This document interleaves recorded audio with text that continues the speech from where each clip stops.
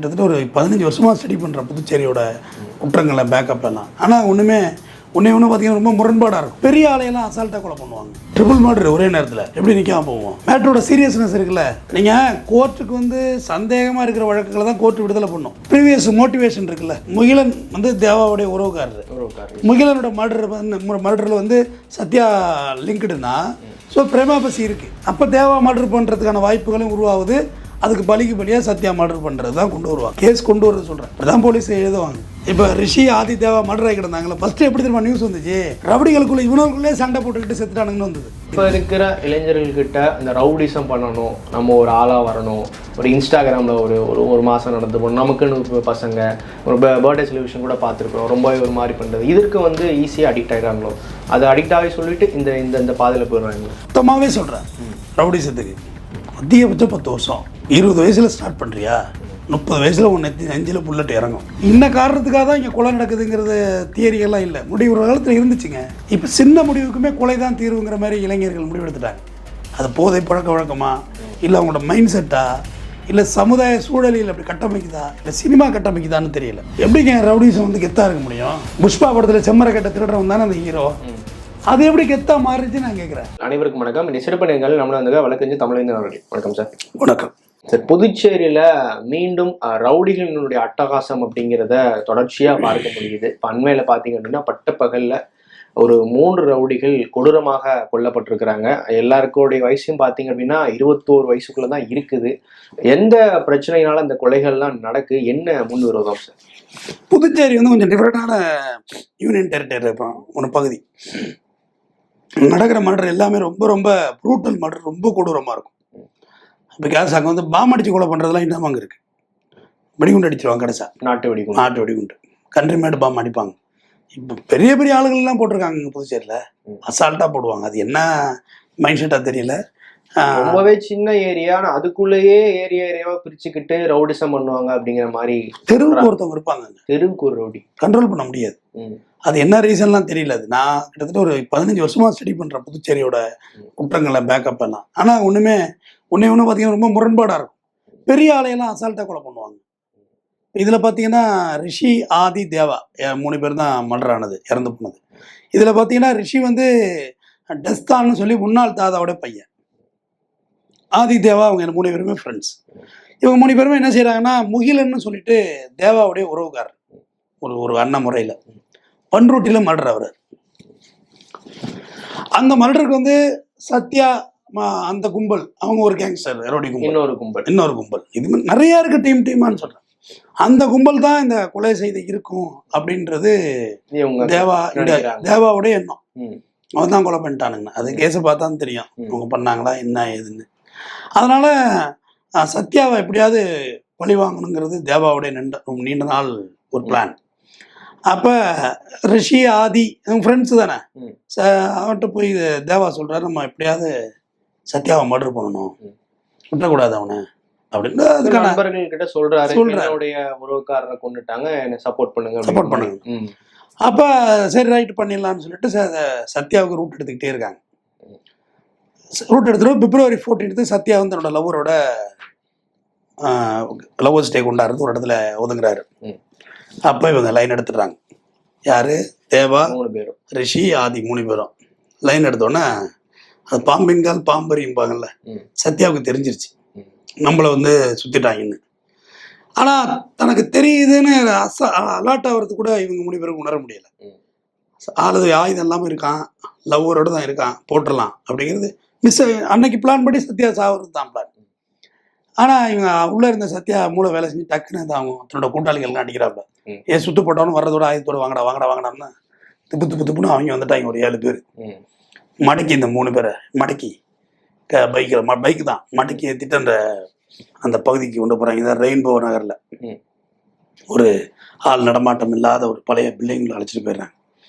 அழைச்சிட்டு போனோடனே உள்ளே போய் ரொம்ப சித்திரவேதனை, ரொம்ப அடித்து சித்திரவதனை பண்ணி தான் கொலை செய்கிறாங்க. இதில் பார்த்தீங்கன்னா ரிஷி தேவா 2 பேருமே சம்பவ இடத்துல இறந்து போகிறாங்க. ஆதி 20 வயசு மருத்துவமனை போகிற வழியில் இறந்து போகிறாரு. தேவாவுக்கு வயசு 21, ரிஷிக்கு வயசு 19. எல்லாம் 20 வயசுக்குள்ளே எல்லாமே முடிஞ்சது. 17 வயசு பள்ளி பருவம் போயிருக்கும். அது இல்லாமல் 3 வருஷம் தான் எக்ஸ்ட்ரா வாழ்ந்துருக்காங்க. 20 வயசுக்குள்ளே முடிஞ்சு போகுது. இவங்கெல்லாம் அந்த கும்பல் எல்லாருமே அங்கேருந்து தப்பிச்சு சென்னை பாண்டிச்சேரி ஒரு பகுதியில் பதுங்கியிருக்காங்க. அப்போ காவல்துறை கைது செய்கிறாங்க. இவங்களை இந்த 7 பேரையும் கைது செஞ்சு சிறையில் அடைக்கிறாங்க. இந்த மாதிரியான கேஸுகள்லாம் கோர்ட்டில் நிற்குமா சார்? இதுக்கெல்லாம் சாட்சி சொல்ல யாராவது வருவாங்களா? அவங்க அம்மா வந்து சொல்கிறாங்க, இந்த பேட்டியிலே சொல்கிறாங்க, இப்போ தான் பண்ணுறானுங்க, 3 மாதம் கழிச்சு சாட்சியத்தை கழிச்சு வெளியே வந்துடுறானுங்க, இதுலையாவது ஒரு தீர்வு எங்களுக்கு கொடுங்க அப்படிங்கிற மாதிரிலாம் பேசுகிறாங்க. இல்லை, இதுக்கு கண்டிப்பாக குண்டாஸ் போடுவாங்கன்னு வச்சுங்க. குண்டாஸ் போட்டால் ஒரு 7-8 மாதம் உள்ளே இருப்பாங்க. வெளில வந்து கேஸ் ட்ரையல் நடக்கணும். சாட்சியெல்லாம் போலீஸ் ரெடி பண்ணாமல் இருக்க மாட்டாங்க, ரெடி பண்ணுவாங்க. நிற்க மாட்டுது. அதாவது எப்படி சொல்கிறது, சில கேசஸ் வந்து நிற்க மாட்டுது. இது நிற்க மாதுன்னு சொல்ல மாட்டேன்ட்டு ட்ரிபிள் மர்டர் ஒரே நேரத்தில் எப்படி நிற்காம போவோம்? மேட்டரோட சீரியஸ்னஸ் இருக்குல்ல. நீங்கள் கோர்ட்டுக்கு வந்து சந்தேகமாக இருக்கிற வழக்குகளை தான் கோர்ட்டு விடுதலை பண்ணும். பண்ணியிருக்க மாட்டாங்களோ அப்படின்ற கேஸ் மட்டும் தான் விடுதலை பண்ணும். ஓரளவு தெரியுது, மாறலாக தெரியுது இவங்க பண்ணியிருப்பானுங்க. ப்ரீவியஸ் மோட்டிவேஷன் இருக்குல்ல. முகிலன் வந்து தேவாவுடைய உறவுக்காரர். முகிலனோட மர்டரில் வந்து சத்யா லிங்க்டுனா ஸோ பிரேமாபசி இருக்கு. அப்போ தேவா மர்டர் பண்ணுறதுக்கான வாய்ப்புகளும் உருவாகுது. அதுக்கு பலிக்கு பலியாக சத்யா மர்டர் பண்ணுறது தான் கொண்டு வருவாங்க. கேஸ் கொண்டு வரது சொல்கிறேன். இப்படிதான் போலீஸ் எழுதுவாங்க அந்த ஸ்டார் ஷீட்டில். இதுக்கு விட்னஸ் அங்கே ஐ விட்னஸ் எல்லாம் இல்லைன்னா சொல்லாங்க. இவங்க சிசிடிவியில் ஒன்று எடுத்திருக்காங்க, மட்டைக்கு பைக்கில் ஏற்றுறது. அது ஒரு முக்கியமான ஆதாரம். அடுத்தது அங்கே யாராவது பார்த்துருப்பாங்க, அவங்களெல்லாம் போலீஸ் கேட்ச் பண்ணுவாங்க. மேக்சிமம் பார்த்தீங்கன்னா காவல்துறை காவல்துறைக்குன்னு சாட்சி சொல்கிறதுக்குன்னு போய் கேட்டால் நீங்கள் சாட்சி போடுறோன்னா நீங்கள் முதல்ல ஆரம்பிங்க, போட்டு தான் அவனு வா அப்படிம்பாங்க. அப்புறம் ஒத்துக்குவாங்க. சில பேர் வந்து கோர்ட்டில் சொல்லுவாங்க. சில பேர் ரியலாகவே சம்பவத்தை பார்த்துருக்க மாட்டாங்க. அவங்களுக்குள்ள ஒரு மனசாட்சி இருக்கும். உங்களை பார்த்ததே இல்லை, நான் உனக்கு எதிராக எப்படி சாட்சி சொல்லுவேன், சொல்ல மாட்டாங்க. இன்னொன்று உங்கள் மேலே ஒரு பயத்தில் சொல்ல மாட்டாங்க. நம்மள ஏதாவது பண்ணுவானுங்களோ, நமக்கு எதுக்கு வம்பு, எனக்கு தெரியாதுங்க அப்படின்ட்டு போவாங்க. அந்த கேஸை எப்படி நீதிமன்றம் தண்டனை கொடுக்க முடியும்? ஆனால் நீதிமன்றம் விடுதலை பண்ணிட்டு நீதிமன்றத்தை எல்லாரும் திட்டுறாங்க. நெவர். நீதிமன்றத்துக்கு வேலையா? பயாஸுங்கிறதே கிடையாது நீதிபதிகள்கிட்ட. இருக்கிற சாட்சிகள் என்ன சொல்லுது, பேப்பர் என்ன சொல்லுதோ அதுதான் தண்டனையாக வழங்க முடியும், அதுதான் தீர்ப்பு வழங்க முடியும். இவங்களா இண்டிவிஜுவலாக கிரியேட் பண்ணி சொல்கிறதுக்கெல்லாம் இங்கே ஒன்றும் விஷயம் கிடையாது. அதுக்கான அவசியமும் இல்லை நீதிபதிகளுக்கு. நீங்கள் பண்ணியிருக்கே பண்ணலையா? டாக்டர் என்ன சொல்கிறாரு, ஐஓ என்ன சொல்கிறாரு, இந்த கத்திகள்லாம் அங்கேருந்து கைப்பற்றதா, அது ஒரு விட்னஸு. இவங்க ஒப்புதல் வாக்குமூலத்துக்கு விட்னஸு. இவங்க எல்லாம் சரியாக சொல்கிறாங்களா? ஃபோரன்சிக் ரிப்போர்ட் என்ன சொல்லுது, ஃபிங்கர் பிரிண்ட் அனாலிசிஸ் என்ன சொல்லுது, விட்னஸ் யார் யார் எப்படி சொல்லியிருக்கா, இதை வச்சு தானே அவங்களுக்கு தண்டனை கொடுக்க முடியும். அது இல்லாமல் நம்ம இண்டிவிஜுவலாக கொடுக்குறது இது ட்ரிபிள் மர்டர். கண்டிப்பாக ப்ரூட்டல் மர்டர். டே லைட்டில் பண்ணது, ஒரு நைட்டில் பண்ணியிருக்காங்கன்னா கூட இல்லை, டே லைட்டில் பண்ணது. ஸோ அதை அனுமதிக்க முடியாதுல்ல. ஆனால் ஃபஸ்ட்டு பார்த்தீங்களா, இப்போ ரிஷி ஆதி தேவா மர்டர் ஆகி கிடந்தாங்களா, ஃபஸ்ட்டு எப்படி தெரியுமா நியூஸ் வந்துச்சு, ரவுடிகளுக்குள்ளே இவனுக்குள்ளே சண்டை போட்டுக்கிட்டு செத்துட்டானுங்கன்னு வந்தது. ஃபஸ்ட்டு சொல்கிறேன், டே 1 February 15 3 பேர் இறந்து கிடக்குறாங்க. 3 பேருக்குள்ளேயே சண்டை போட்டு 3 பேருக்குள்ளேயே 3 பேரும் ரவுடி பின்னணி உள்ளவங்க தான். மது போதையில் நடந்த சண்டைன்னு வந்துச்சு. அப்படிதான் முதல் கட்டமே போணுச்சு. நான் ஃபர்ஸ்ட் நாள் பார்க்கல, அது கூட தான் அன்னைக்கு கூட யாராவது பேட்டி கேட்டேன்னு நான் வரலான்னு. ஏன்னா கொஞ்சம் விஷயம் ஆழமாக வந்த பிறகு தான் நான் பேசுவேன். அடுத்த நாள் பார்த்தா அந்த சிசிடிவி ஃபுட்டேஜில் தான் மடக்கி ஏற்றுறாங்க பைக்கில். மடக்கி ஏற்றுறது எந்த கும்பல்லாம், சத்யாவோட ஃப்ரெண்ட்ஸ். அப்படி தான் வழக்கு திசை திரும்பினுச்சு. பார்த்தீங்களா, ஒரு 2-3 நாளைக்குள்ளே அந்த வழக்கோட பின்னணியில் உள்ளவங்களை கைது பண்ணுறாங்கல்ல போலீஸு. போலீஸோட ஸ்டெப்ஸு எல்லா இடத்துலையும் ஸ்பீடாக தாங்க இருக்குது. தமிழ்நாட்டிலே சொல்கிறேன், ரொம்ப ஸ்பீடான வழக்கில், கிளவரான வழக்கில் பிடிச்சிருக்காங்க. எப்படி பிடிச்சிருவாங்க, முழு மூச்சாக இருக்குது. ரொம்ப ரேர் கேஸ் ஒரு தமிழ்நாட்டிலே எனக்கு சொன்னால் விரலுட்டு போய் ஒரு 2-3 கேஸ் பிடிக்க முடியல இன்னமும், இன்னைக்கு வரைக்கும். திருப்பூர் பல்லடம் மேட்டராக இருக்கட்டும், இன்ன வரைக்கும் ஒன்றும் பண்ண முடியல. யார் தெய்வ சிகமை அலமேலு செந்தில் தம்பதி கொலை பண்ணாங்கன்னு விவசாயியை, அது இன்ன வரைக்கும் பிடிக்க முடியல. ஆம்ஸ்ட்ராங் கேஸ்ல கூட சம்பவம் செந்தில் அவர் யார் அப்படிங்கிற ஒரு விஷயம் போயிட்டு இருக்கு. இல்ல அது கூட வெளிநாட்டுல இருக்காருன்னு சொல்றாங்க. இங்கே கூட இல்ல சம்பவம் செந்தில்ங்கிறத பிடிச்சிட்டாங்கல்ல.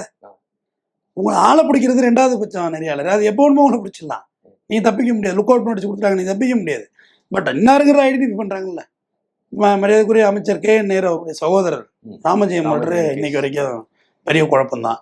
மூத்த வழக்கறிஞர் சங்கர சுப்பையாவோட மர்டரில் போலீஸ் தான் தெரிஞ்சும் சரியான ஆளை ஃப்ரேம் பண்ண முடியல. அது அப்படியே முன்னே பின்முறைனா தான் கிடக்கு, பிடிக்க முடியல. வெறும் குறிப்பிட்ட வழக்குகள் சொல்கிறேன். அங்கே இதில் திருநெல்வேலி திசைமலை ஜெயக்குமார் தன்சிங், இந்த காங்கிரஸ் தலைவர், அவர் கேஸ் அப்படியே குழப்பிக்கிட்டே நிற்குது. இந்த மாதிரி சொல்கிறேன், அங்கங்கே சில வழக்குகள் அப்படியே டேலி பண்ண முடியாமல். ஆனால் 10 வருஷம் ஆனாலும் சரி, 20 வருஷம் ஆனாலும் பிடிச்சிருவாங்க. எங்கனக்குள்ளேயே நீங்கள் ஆளை இவனோ ஒருத்தர் உளர போய் தூக்கிட்டு வந்துடுவாங்க. அப்படியெல்லாம் ஒன்றும் லேஸ்பட்ட ஆளுங்க இல்லை நம்ம போலீஸு. பார்க்க தான் தெரியும் அப்படியே அப்படியே இருப்பாங்க தொப்பைங்க எப்பயுமா உளுந்து ஓட சொல்லுங்க, நம்மளோட வேகமாக ஓடுவாங்க, நல்ல பலமாக இருப்பாங்க. அதெல்லாம் ட்ரைனிங்கில் வந்தது. ஸோ போலீஸை தான் பாராட்டணும். 2-3 நாளைக்குள்ள ஆளை கேட்ச் பண்ணுறாங்கல்ல, அது ரொம்ப முக்கியமானது. காவல்துறை வந்து வேலை செய்யணும்னு முடிவு எடுத்துட்டாங்கன்னா அவங்கள நீங்கள் தடுக்கவே முடியாது. எப்படி இருந்தாலும் பிடிச்சிருவாங்க. வேலை செய்யக்கூடாதுன்னு முடிவு எடுத்துட்டாலும் அப்படிதான், நீங்கள் என்ன செஞ்சாலும் வேலை செய்ய மாட்டாங்க. ஸோ அவங்களோட சுபாவம். இப்போ இருக்கிற இளைஞர்கள்கிட்ட இந்த ரவுடிசம் பண்ணணும், நம்ம ஒரு ஆளாக வரணும், ஒரு இன்ஸ்டாகிராமில் ஒரு மாதம் நடந்து போகணும், நமக்குன்னு பசங்க ஒரு பர்த்டே செலிப்ரேஷன் கூட பார்த்துருக்குறோம், ரொம்பவே ஒரு மாதிரி பண்ணுறது, இதற்கு வந்து ஈஸியாக அடிக்ட் ஆகிடுறாங்களோ, அது அடிக்ட் ஆகி சொல்லிட்டு இந்த இந்த இந்த பாதையில் போயிடுறாங்க. இல்லை, எனக்கு நான் மொத்தமாகவே சொல்கிறேன், ரவுடிசத்துக்கு அதிகபட்சம் 10 வருஷம், அதிகபட்சம் ரொம்ப அதிகம் 10 வருஷம். 20 வயசுல ஸ்டார்ட் பண்றியா, 30 வயசுல உன் நெஞ்சில புல்லட் இறங்கும். 10 வருஷம் தான். இல்ல கத்தி இறங்கிடுது. 30 வயசுல ஸ்டார்ட் பண்றியா, இப்போ வந்து ரொம்ப சீக்கிரமா இறங்கிடுது அதோட இல்லையா? ஆமாங்க, ரொம்ப விகரஸ் ஆயிடுதுங்க. நம்ம பாக்குறோம் எல்லாம் வாழ வேண்டிய வயசுல எத்தனை பேர் தலை தனியா உடம்பு தனியா போயிட்டானுங்க. சமுதாய கொலைகள்னு சொல்லி அவங்க ஒரு பக்கம் கிளம்புறாங்க, இன்னொரு பக்கம் சாதி, அதான் சமுதாய சாதி கொலை அது நடந்துகிட்டு இருக்கு. இது ஒரு பக்கம் ஆணவ கொலை அது ஒரு பக்கம் நடந்துகிட்டு இருக்கு. இது போக ரவுடிசம் கெத்துக்கு கொலை பண்றது. எப்படி கெத்துக்கு ஒரு ஆளா உருவாகணும், நல்லா படிக்கணுங்க. நல்லா படிச்சு அந்த ஊருக்கே நீங்க ஒரு மேஜிஸ்ட்ரேட்டா வந்துருங்களேன், இல்ல அந்த ஊர்ல நீ ஒரு இன்ஸ்பெக்டரா வந்துடுற, துப்பாக்கிலாம் உண்டு. இன்னும் இப்போ ஒரு எஸ்பியா வந்துரு, இல்லை கலெக்டரா வந்துரு, தாசில்தாரா வந்துரு, பிடிஓ வந்துரு, விஓ வந்துரு, விஓ உதவியாளரை வந்துடுறேன். அதாங்க அதிகாரம். அந்த அதிகாரத்தை நோக்கி தான் நான் பயணிக்கணும். ரவுடிசங்கிறது எப்படிங்க அதிகாரமாகும்? ரவுடிசம் பண்ணி பொலிட்டீஷியனா மாறுறவங்க தப்பிச்சிருவாங்க. பல பேர் நம்ம பார்த்துருக்கோம். பல பேர் பேசினா 100 பேர் 1000 பேர் சொல்ல தெரியும். அது எவ்வளோ பேர் அந்த கன்வெர்ட்டிங் டைம் இருக்கு, எல்லாருக்கும் அந்த கன்வெர்ட்டிங் டைம் சூழல் உருவாகணும், சந்தர்ப்பம் அமையணும், அவங்க எதிரி டவுன்ஃபால் ஆகணும், இல்லைன்னா பெரிய சிக்கல் தான் அது. ஏன்னா நிறைய பேரை நம்ம பார்த்தாச்சு இந்த லிஸ்ட்ல. நித்தங்கண்டம் பூர்ணாயிஸ் தான். பயம்னா பயம் அப்படி இருக்கும், கதவு சத்துறதும் அது பண்ணுறதும் இதை பண்ணுறதும் அது நிலை இல்லை. இந்த இளைஞர்களுக்கு அதுதான் சொல்கிறேன். இன்னமும் வந்து பர்த்டே எவ்வளோ கேட்கல அப்படி கத்தி வச்சு வெட்டுறது, அதான் போலீஸ் பிடிக்குது, அப்படியே அதை செய்கிறாங்க. அந்த புரிதல் இல்லை. இன்ஸ்டாகிராம் ஃபேமஸ்னா அந்த டான்ஸ் எல்லாம் அடிட்டு போட்டு கிடக்குறாங்க, அது அந்த கோமாளிகள் செய்கிறாங்க, அது நல்லா தானே இருக்குது வேடிக்கை பார்க்குறதுக்கு, அதுமாரி கூட செஞ்சுட்டு போகலாம். பட் இன்ஸ்டாகிராமே லைஃப் கிடையாதுல்ல. இப்போ ரீசெண்டாக லாஸ்ட்டாக மயிலாடுதுறையில் நடந்த மர்டர் இருக்குல்ல, ஒரு அஜித் ஒரு மர்டர் நடந்துச்சு, இன்ஸ்டாகிராம் சண்டை.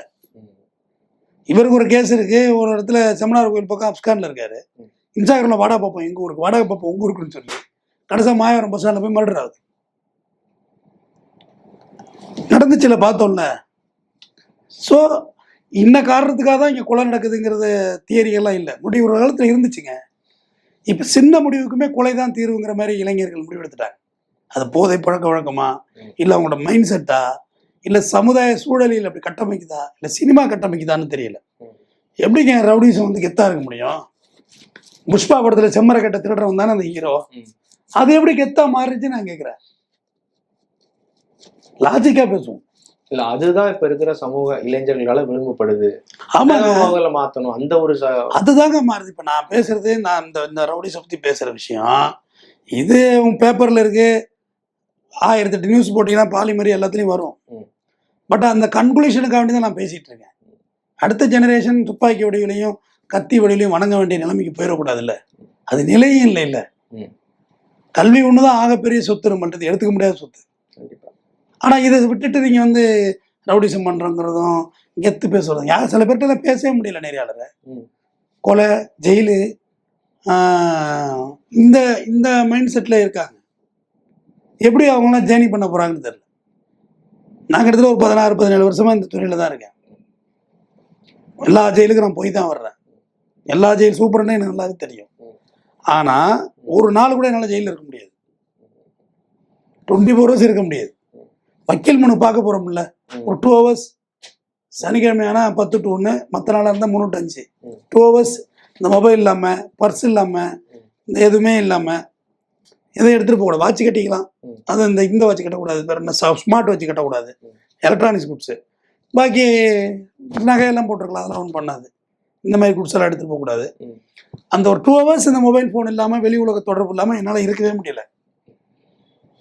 அவ்வளோ பெரிய கொடுமையாக இருந்தது. இருக்கவே முடியாது. வெளியே வந்தப்போ அப்பாடா சுதந்திர காற்று மேலே படுது பாருங்க, அப்போ ஒரு சந்தோஷம் வரும் பாருங்க.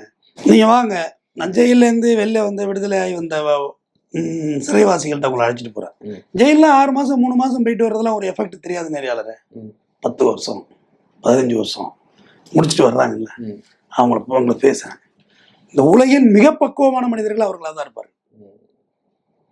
அவ்வளோ நேர்த்தியாக பேசுவாங்க, பண்பாக பேசுவாங்க. இவருக்குள்ளே ஒரு கொலையாற்றல் இருந்தாங்கிறது தெரியாது. வாழ்க்கையில ஒரு பகுதி இழந்த பிறகு ஒரு விஷயம் பகுதியே போயிடும். விளையாட்டு விஷயமே கிடையாது. இத்தனை பேர் தடாவில் போயெல்லாம் உள்ளே இருக்காங்க தெரியுமா, 17 18 20 வருஷமா வெளில வர முடியாம.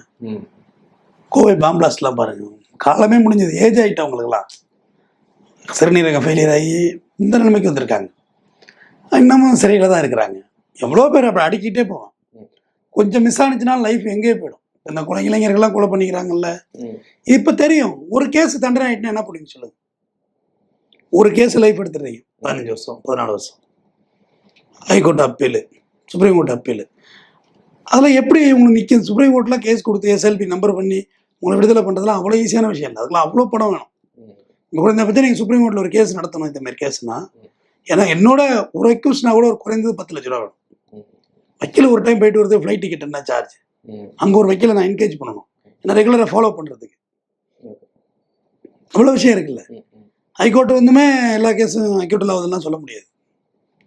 வெளில வந்து பார்த்தா எதுவுமே இருக்காது. வெளியில் 15-20 வருஷம் கழிச்சு வெளியே வந்தீங்கன்னா எதுவுமே இருக்காது, எல்லாம் மாறி இருக்கும்.